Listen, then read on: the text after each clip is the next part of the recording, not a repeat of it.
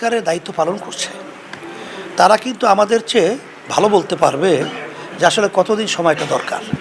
সেখানে আমাদের বর্তমান অন্তর্বর্তীকালীন সরকারের প্রধান সে যখন বলছে এই সময়ের ভিতরে সম্ভব, তো এটা আমরা মনে করি সম্ভব। তারপরেও যদি কিছু সময় আরও বাড়তি কমতি প্রয়োজন হয়, এটা আমরা খুব খারাপ বা এটা খুব দেশের জন্য অকল্যাণ এটা আমরা মনে করছি না।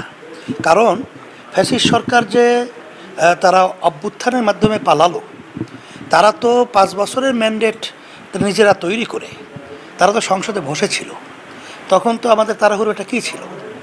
তাই আমি বলবো যে বর্তমান অন্তর্বর্তীকালীন সরকার তারাও যেন খুব বেশি সময় দীর্ঘায়িত না করে, এবং আমরা যারা দেশের জনগণ রয়েছি এবং যারা আমরা রাজনীতি করছি, আমরাও যেন সুন্দর একটা পরিবেশ তৈরি হয় এবং মানুষের যেন অধিকারগুলো আমরা যেন সেভাবে স্বাধীনভাবে দেশে আমরা থাকতে পারি। এবং আমাদের যেটা লক্ষণীয় যে এবছর রমজানের মধ্যে নিত্য প্রয়োজনীয় মাল আসবাবের যে দাম নিয়ন্ত্রণের মধ্যে ছিল, এটা তো অন্তর্বর্তীকালীন সরকারকে ধন্যবাদ জানাতে হয়।